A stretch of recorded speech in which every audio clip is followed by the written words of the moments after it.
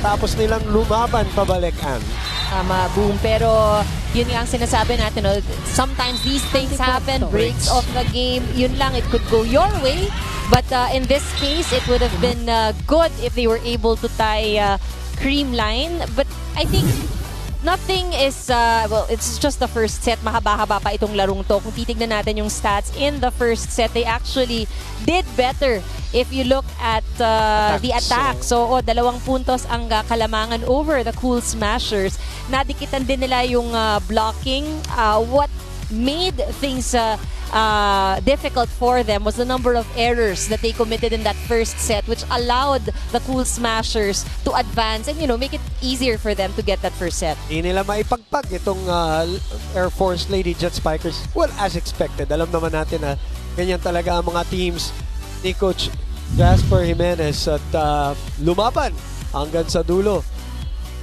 At nadali sa isang tawag that they don't agree with, but the game will go on and that will mean the defending champions will take the first set sa ating pagbubukas ng inyong PVL Open Conference na inyong napapanood live, of course, on sports.abs-cbn.com/livestream/PVL, PremierVolleyballLeague.com,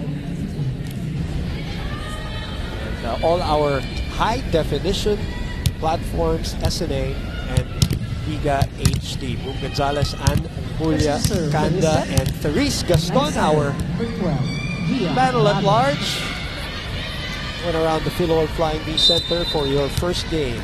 In the second game, Banco Perlas versus the reinforced champs, Petrogas Angels. Second set. Palomata able to put it away. Kumabaw gets the first point of the second set. Score 1 for the Cool Smasher. One thing that I've noticed with the Jet Spikers is they've been very consistent when it comes to their first ball. It's actually good that they're able to deliver to Semana. Kulang lang sa diin yung mga palo nila minsan, ano, hindi nila matapos yung kanila atake. Yun. A little strength, a little stronger there. Para kay Palomata to deny that double block on. Oh, I remember during her first time here in our PVL, how she was saying she was so excited to go up against Alyssa Valdez. Denied by Palomata. On the first time. A couple of years after, they meet again here at the opening of the Open Conference. Balikan natin si Therese Gaston. Therese, go ahead. Kanina, kausap ko si Michelle and she was telling me about her 1-week break from the Reinforced Conference. Although they only had 1 week, they were expected to stay in shape and they were required to do weights in preparation for this conference. However, she and her teammates were able to take a mini out-of-town trip to Iloilo where they were able to detach from society, relax, and also plan about this upcoming conference. Michelle tells me that their preparation last conference was different and now nakapag-training pa sila ng mas maayos and eased back into Coach Ty's system. Michelle's personal goal for this conference is to be stronger. Sinabi niya na last season was a wake-up call for them to do better as she knows that the other teams see them as the team to beat. Her mindset is to perform better, listen to her coach, and have a good preparation for the upcoming games. Back to you, Boom and Ann. And so far, she is looking good. Thank you, Therese. Speaking of Iloilo, if I'm not mistaken, PVL's going back there soon enough. Nag-out to. Alam naman ng mga fans ng PVL all over the Philippines nag-aabang. Kailan bibisita ang PVL sa ganitong ganyang lugar. And it's always a hit, because minsan lang yan, minsan lang nangyayari. Lakas ng mga palo ni Galanza, says Dixon. This is, of course, on Twitter. And ito, nangangamoy player of the game. Yan na, si Gemma Galanza. Go CREAMLINE. Deep ng bench ng CREAMLINE, yes. Regardless of whether they're import-laden or not. Palomata and Patino are still good. You bet they are, Justin. Hashtag PVL 2019 PVL Open Conference, ABS-CBN Sports. And it's nice to see Gemma back in the starting lineup now that the imports are not included, no? As Sabas will go cross-court pero nakailalim sa bola. Ito yung kailangan alagaan ng Lady Jet Spikers because it's a struggle if you have to play catch-up with Cool Smashers if they can make sure that they don't allow Creamline to get a big lead. It's gonna be better for them. Michelle Gumabao, serving for Green. Like you said, receiving well, setting well, it's the finish. Like in that case, hindi nila may tapos. Sabas babawi.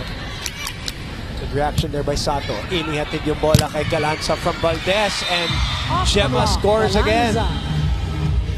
Creamline on top. Gemma very by 1 efficient Ah, at the front. that's the best word to describe her today. point. Serving Gumabao. Pag pinupuntahan, umi-score.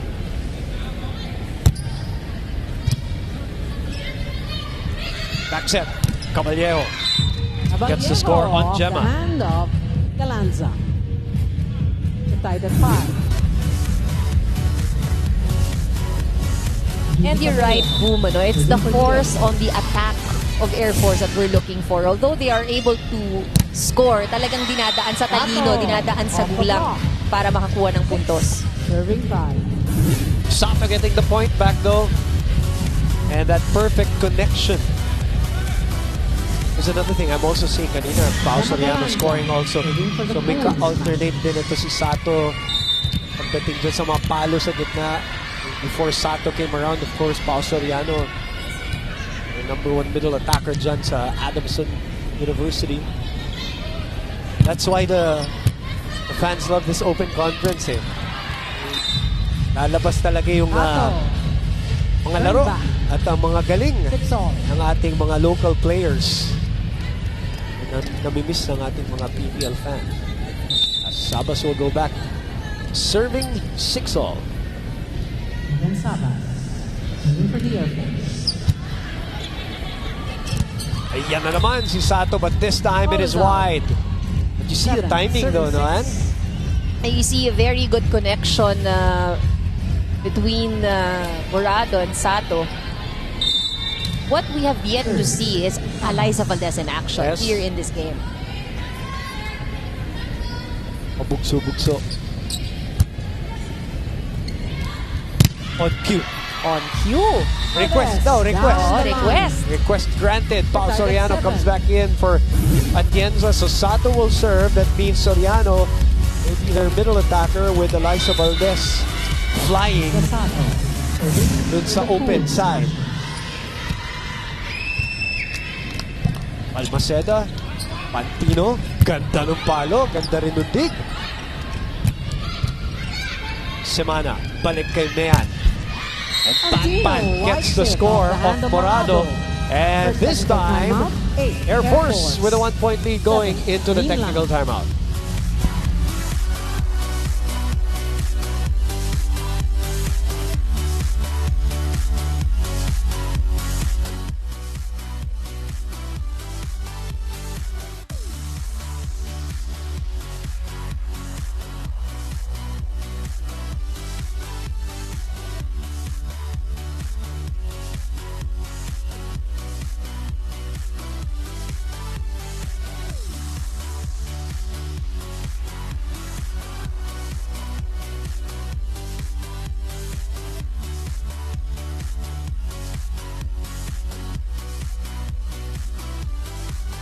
Inside the Philoy Flying V Center, the Creamline Cool Smashers with a 1-set lead over the Air Force Lady Jet Spikers.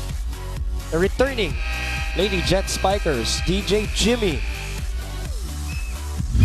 The DJ for our first game. There will be days where we will have a triple header, by the way, sa ating PVL para busog na busog ang ating PVL fans. This Wednesday, Follows out. we will have games at 2, 4, and 6 p.m. Sulit ang Approximately. panonood yun. ng fans. Dia Morado serving for 8-all.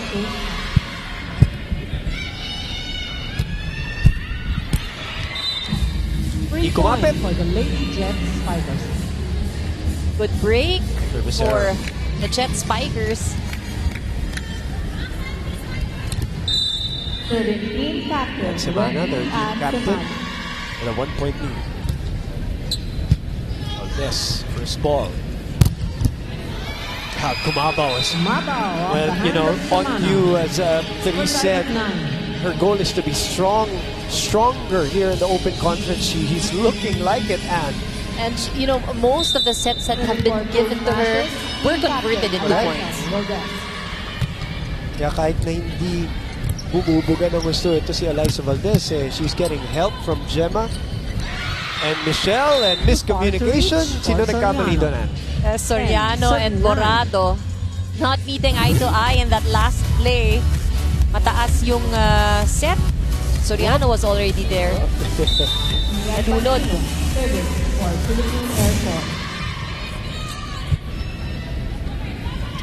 Hinawian. Pinabawi. With a quick attack. And that's what the good setters do. We're tied at 10.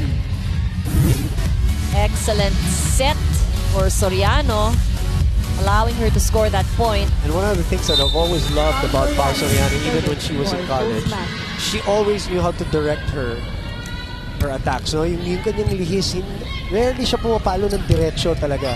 Pag nasa gitna siya, she always goes left and right. So it's harder to block, obviously. Harder to check. Gemma. Galanza with a well-placed shot.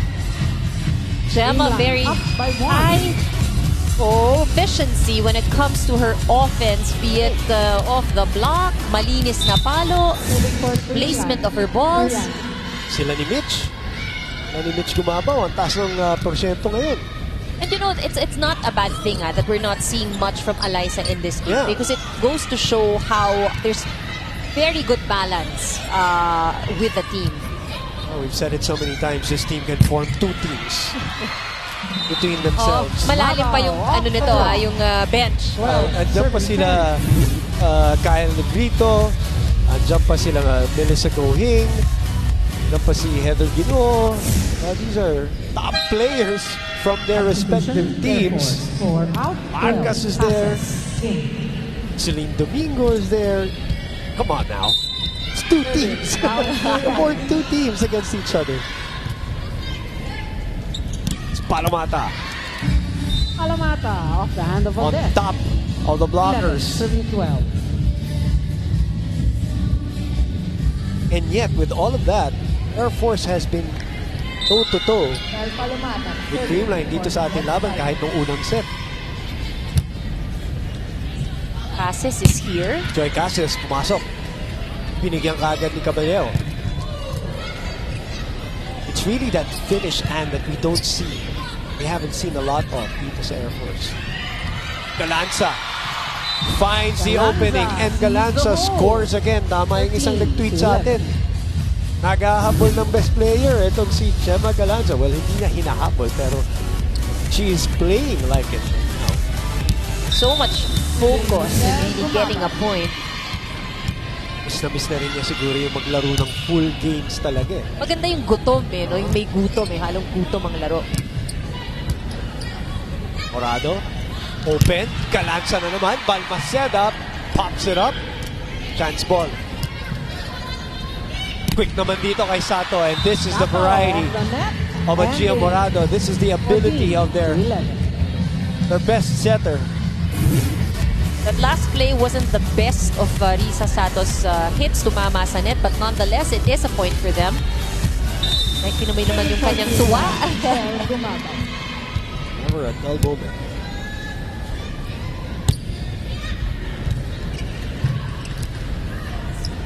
Chance ball dito sa Creamline. Casillas unable to put it away. Wendy sa gitna, antipuesto. Good reaction by Morado. Ayun na naman si Galanza.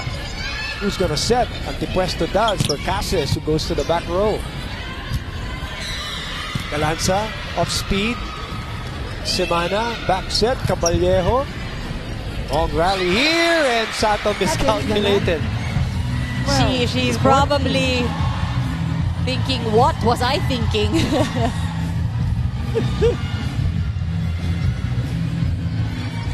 Well, expect the next couple of sets to go to her. I bet you.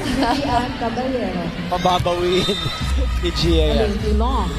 That's one for Creamline. Napalakas na naman. Pangalawa na niya yan kay Judy Ann Caballero.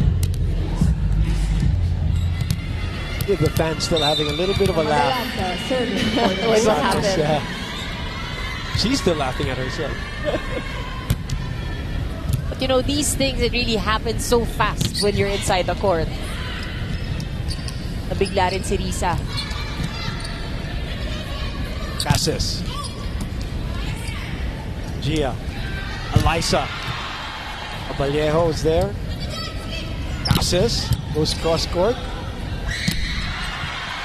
Ano ba sabi natin? The next couple of sequences, we will see Sato get the ball from Morada. 16-12 ang ating talaan. Lamang pa rin ang Creamline.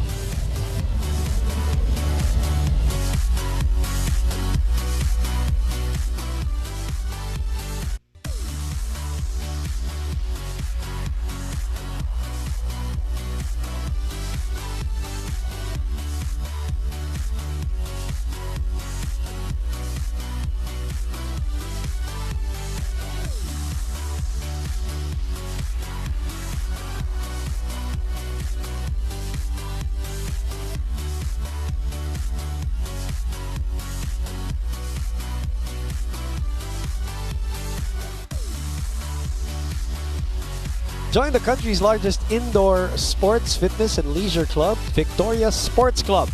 Open from day to night every day of the year at an affordable membership rate.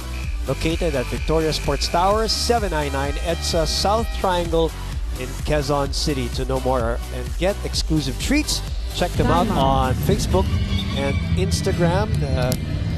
If you missed out on the new Open Conference PVL OBB, well, dun po sinut ang ating OBB. So mamaya abangan yan bago sa ating second game.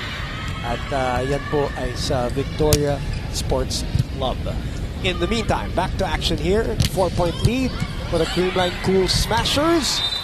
Cassis off the hand of the Cassis finally gets a point. Cassis, we've known her to be a very high leaper. Yan ang kanyang signature. 4-point lead was also the biggest lead in the first set for the Creamline Cool Smashers. They don't need back-to-back yan. Caballero and Cassis. Which was the same thing that happened earlier. It was not Cassis, pero naka-back-to-back. I am surprised by that number. 7 out of... It is possible because maraming sets na nakukuha si Gemma. But again... I would think she would be in the 50s. It sure looks like it, but regardless, she is still the number one scorer here. Usap lang po, pakipatay ang flash ng ating camera. Salamat po. It's a 3-point lead. Impuesto naman na may pagkakataon dito mag-serve. Over-receive. Semana unable to put it away. So Valdez will try her hand. Caballero na paatras. And that will be 4 touches. Good try by these ladies, but it's not gonna cross.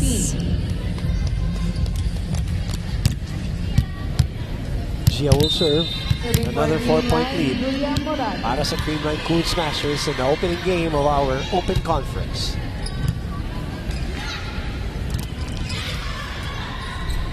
It's still alive, but Creamline unable to cross the ball, so lead is 3. 15-18.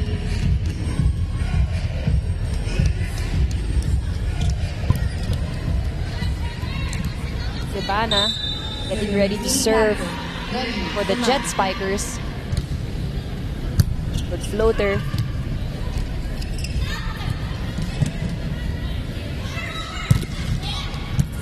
May palo ni Pantino pero hindi pa rin nakakuha ng point.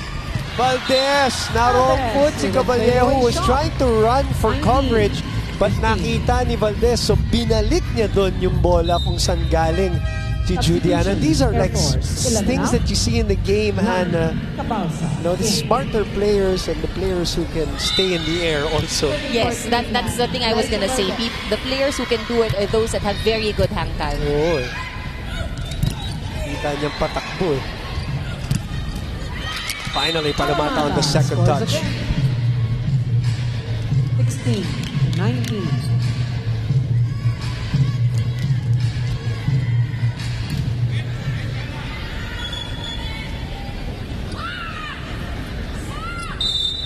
So, Serving for Air Force. the lead is now Mayan down Pantino. to 3. And Mayan.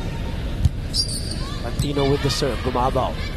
Pops it up. So, chance ball para sa ating Air Force. Piston play. Doesn't get a point. Galanza again. Gets the point off the block. Galanza. An off-speed shot. 20-16.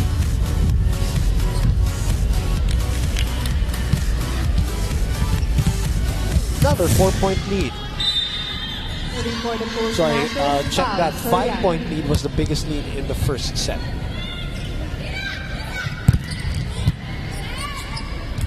Soriano underhands it. Malayo yan para kay Going to Mitch. cross. The set was going a different angle.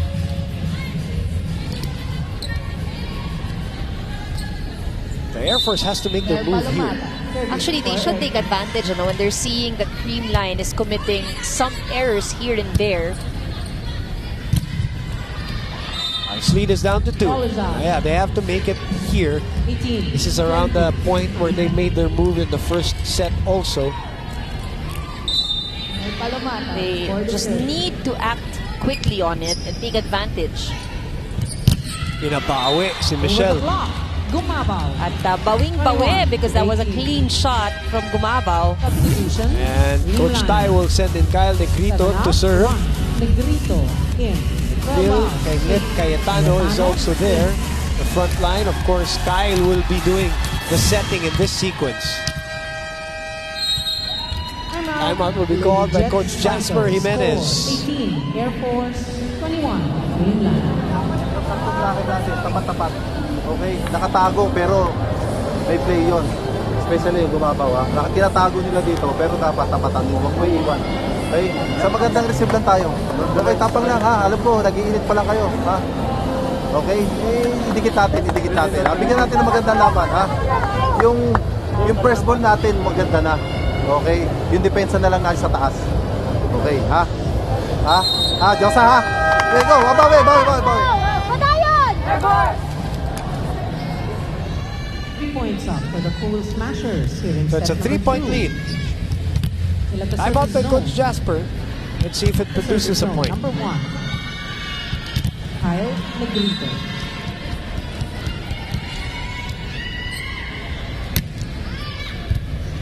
Maquinto with the first ball error. Off the serve by Kyle And she Negrito. scores 22-18. Maganda ang pasok for Kyle Negrito. We've mentioned how Air Force has been steady with their first ball. Pero dito sa serve ni Kyle, Oh, what a serve. bigyan ng challenge. At pinalikan niya si Maquinto ulit. Negrito, back set, Phil. Negrito, open, Gemma. 4-point lead. And Negrito was there for an easy dig. Pipe attack for Eliza. And a long rally. It's still alive actually, but it will be won 4 touches by the Lady called Jet on the Cool Spikers. Smashers. 4 touches for CREAMLINE.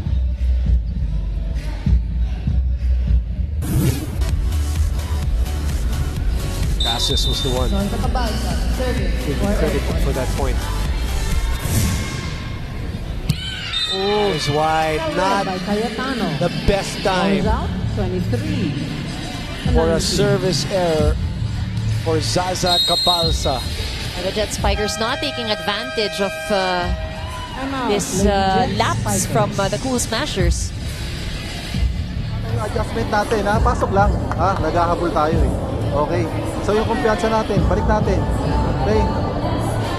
Kailangan mo igalaw yung paa mo. Hindi pwede antayin yung bola. Kailangan salubungin natin yung bola. Huwag natin antayin, ha? Okay. Isang malayo pa yan. 23 pa lang yan eh. May 2 puntos pa eh. Ha? 4 lang yan. Idikit lang natin. Idikit lang natin. Tapos pagdating ng ng naidikit natin, tatalunin na natin yun. Pagkatapos nun, ha? Okay. Idikit. Tapos tatalunin natin yan.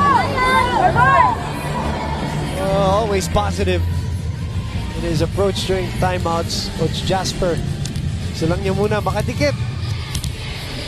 which is what they did in that first set. Remember, and they really had a chance in that one, looking for a tie, 24-all, only to end in a call reversed.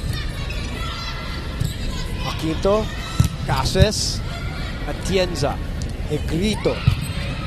A great approach by Eliza Valdez. Puts a cool smasher Was not been at set point advantage. needed to carry the load today for the Creamline Cool Smashers. But we know at the end, you will always try to depend and go to the phenom.